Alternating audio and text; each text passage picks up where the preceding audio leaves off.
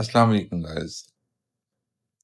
सो कल हमने जो स्केचिंग ऑफ ट्रिग्नोमेट्रिक ग्राफ्स का जो स्टार्ट किया था टॉपिक।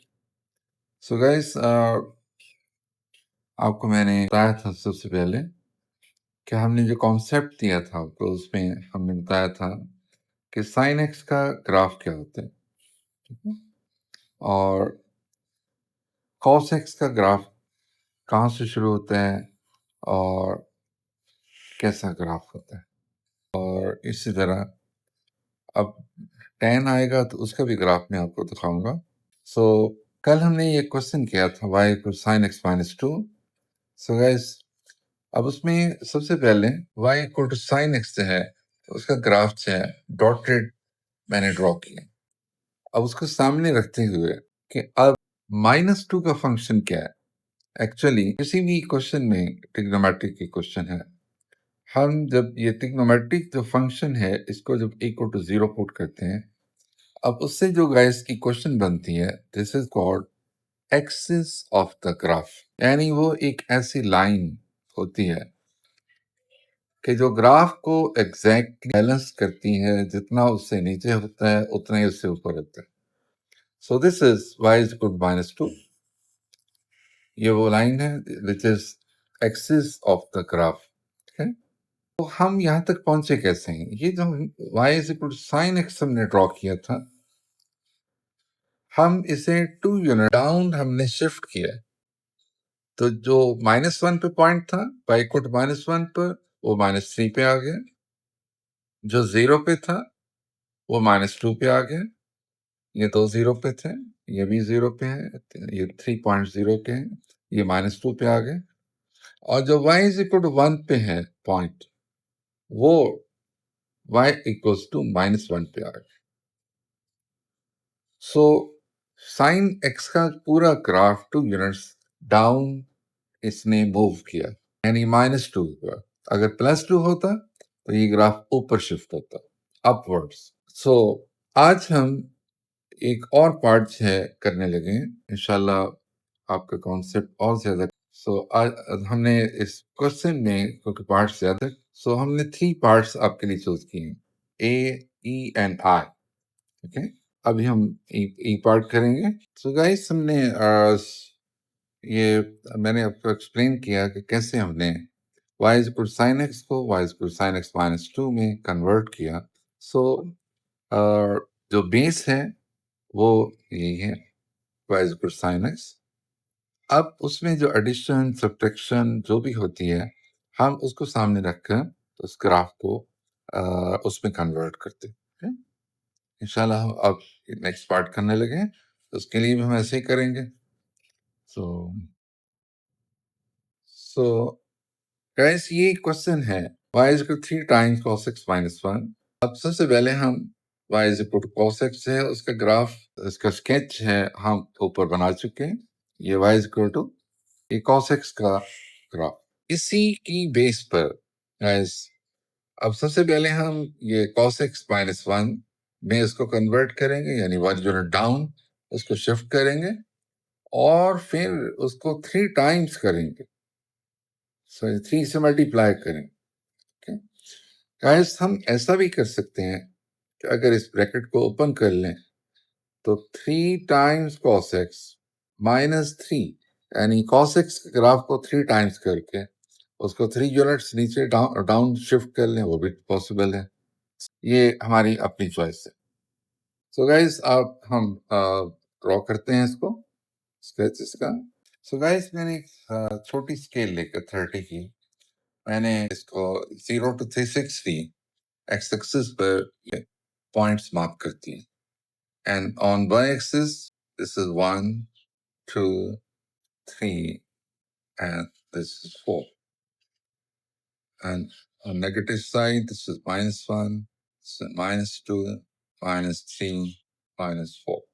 सो अगर हमें और जरूरत है वाई एक्सिस पर, हम और इसको एक्सटेंड कर लेंगे। अभी फिलहाल हम इसको स्केच करते हैं। सबसे पहले हम Y equal to cos x है, अब उसका ग्राफ गाइस देखते हैं क्या होगा।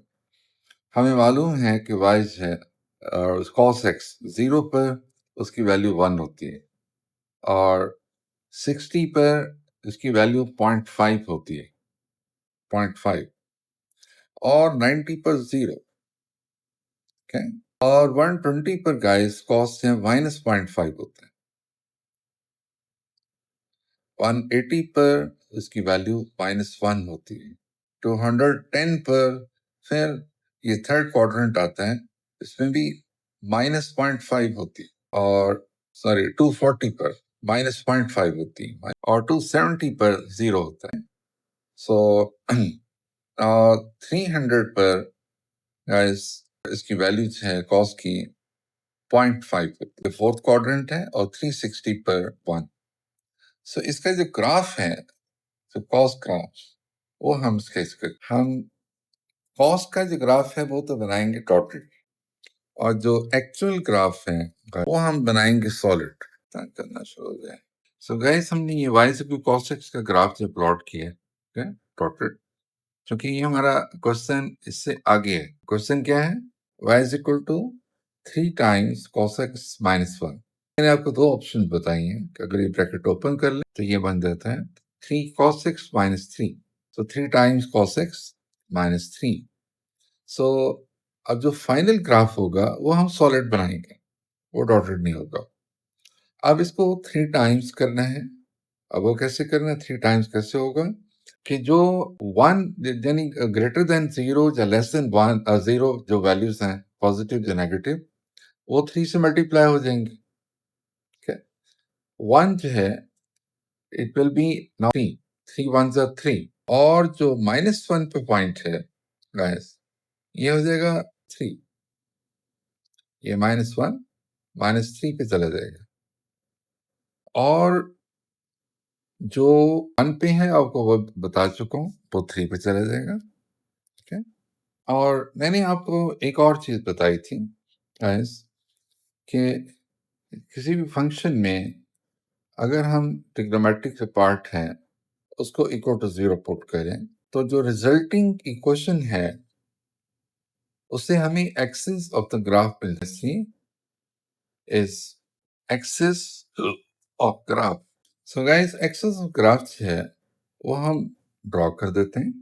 यानी फाइनली इस ग्राफ ने जिस लाइन पर आकर बैलेंस होना है वो है axis of the graph, and that is y equal to -3। So इस पर आके जो है फाइनली ग्राफ में बैलेंस होना। सो अब गाइस, हम ऐसे करते हैं कि ये एक्सिस ऑफ द ग्राफ तो हमने डिसाइड कर लिया है, फाइंड कर लिया है, और अब हम ये फाइंड करते हैं मतलब कि ये cos x को 3 टाइम्स कैसे करते हैं, वो आपको मैं एक्सप्लेन कर रहा था कि जो 1 है यानी नॉन जीरो वैल्यू है वो 3 टाइम्स हो जाएगी। 1 को 3 से मल्टीप्लाई करेंगे, 3 पर चला जाएगा। जो 0 है वो 0 रहेगा, जो पॉइंट 0 पर है वो 0 पर रहेगा, क्योंकि 0 को 3 से मल्टीप्लाई करेंगे इट विल बी 0। और अब जो पॉइंट्स अब आगे जाने हैं वो मैंने आपको बता दिए।